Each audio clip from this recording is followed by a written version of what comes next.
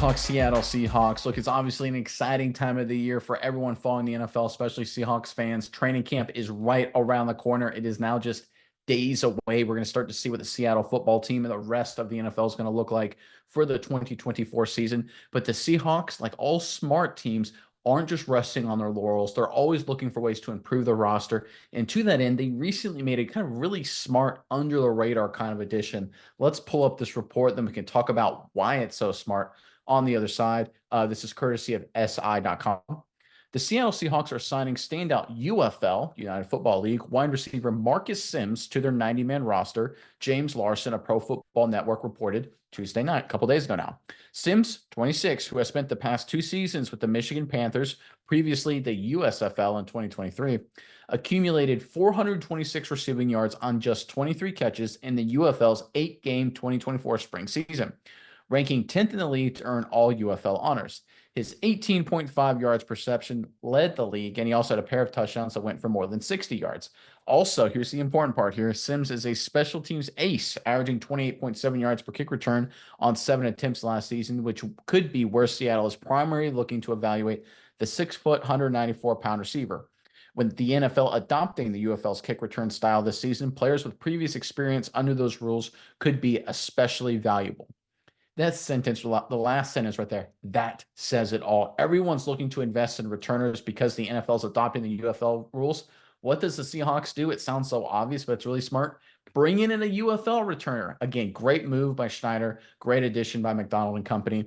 Miles, I'm curious what your thoughts are on this. But first, Seahawks fans, in the comment section below, we're going to talk a lot about the return game today. So give us your favorite returner, either punt, kick, or both, in Seattle Seahawks history, and put him in the comment section below. Just a couple interesting names, but only pick one. Who is your favorite kick returner or punt returner or both in Seattle Seahawks history? And make sure you put them in the comment section below. And as always, we really appreciate everyone who watches these videos, who likes, who gives us a comment. It means the world to us. To that end, we'd like to give you a recommendation of one of our favorite football books to get you prepped for the season. It's Playmakers by Mike Florio. Here's a copy of it right here. I obviously like it. My co-host over there, he likes it too. We both bought it with our own money. Look, if you're interested in this book, which we highly recommend, check out our affiliate link in the description box below. Make sure you check it out. It helps our channel. Plus, you get a great book to get you ready for the NFL season. But all right, Miles, let me throw it over to you now. What are your thoughts on this latest Seahawks move? Yeah, Nick, it's like you said, it seems like a no-brainer. This is a move that, new return rules based off the UFL's return rules. What do? You don't train someone to do it. It would make more sense to go out and grab a guy who's already been doing it, and to the end of this article is an ace in the special teams game at the UFL. He has a lot of experience, one of the best ones in the game doing it at that level. So I think this is really smart move. And I think it's necessary for him to have this kind of talent. I think it would be necessary for him to be at the ace level, be a high-end special teams player. Because when you want to add another receiver to this Seahawks receiving room, there is not much room. You've got Jackson Smith and Jigba. You got DK Metcalf. You got Tyler Lockett. You got Jake Bobo. There's a couple other guys, Lavish and all, kind of an interesting name that has some, pedigree for being a high draft pick. But this is a receiving room that is stacked. It has a lot of good talent on it.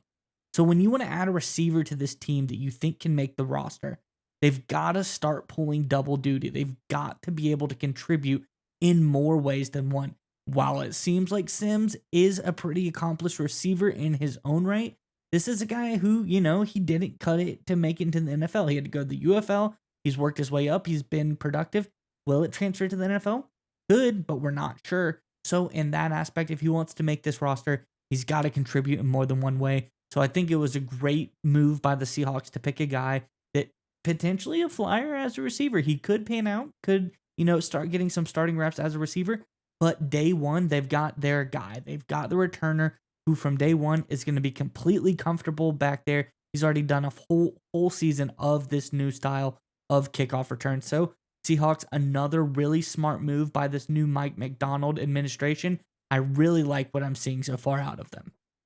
Because it's important to understand when you're talking about any time there's going to be a competition. And look, obviously, Sims has a lot of talent, a lot of history, but there will be a competition, just like there is for any of these spots, like on the edge of the roster for kick returner, punt returner. You're always looking for a veteran, experienced baseline level of performance. Like, okay, if we bring in a guy who knows what he's doing and is comfortable with this, how good is he, right? Because otherwise, if he's a lot better and and a lot stronger than say a rookie or younger guy, then you go with the veteran guy because he's more experienced. But if you bring in a veteran guy and the rookies show more promise, then you go with the rookies, you go with the younger guys. That's how any competition works in the National Football League. The problem every other team's going to essentially have with the new UFL rules is no one has a baseline. Everyone's kind of flying into this blind, going into training camp, sitting there and says, listen, none of our players have any experience with these rules. We have no idea what good looks like at this return rules, right? No one does, except the Seattle Seahawks now with the addition of Sims, because Sims is good at it. Now the Seattle Seahawks will be able to look at his performance during training camp in the preseason, talking about Sims, and they'll sit there and say, okay, this is what a good returner under these rules, this is what he does. This is how productive he is. This is his thought process. Now we can evaluate some of the other guys in this competition to see if they're better or worse. And that is critically important because if you don't have a baseline level of performance in a competition, how on God's green earth can you determine who's better or worse? And Sims gives them a huge advantage in that regard. And look, there's a strong chance he wins that job outright, in which case he's a big weapon for the Seattle Seahawks team that, not to switch gears on you guys here, but I keep hearing all of the time that everyone is thinking the Seattle Seahawks 10-loss season, 6-11, 7-10. That's what a lot of pundits are saying. Absolutely bonkers. Back-to-back winning seasons in 22, 23. I think they're going to be even better this year. They're certainly younger, a little youth movement here. A lot of great additions. I love Mike McDonald as a head coach. I love a lot of what he's done. Geno Smith has proven himself to be an accurate passer. You've got young receiving core getting better, getting smarter, new offensive coaching staff to utilize that receiving core. When you look at the addition of special team improvement as well, this is a Seattle Seahawks team that can surprise a lot of people. Look, I think they're just as good as the team that went 9-8 last year and just missed the playoffs. There's no reason they can't have yet another winning season and a return trip to the postseason. And they got a guy in Sims here who can help them win some of those key games because of his return ability.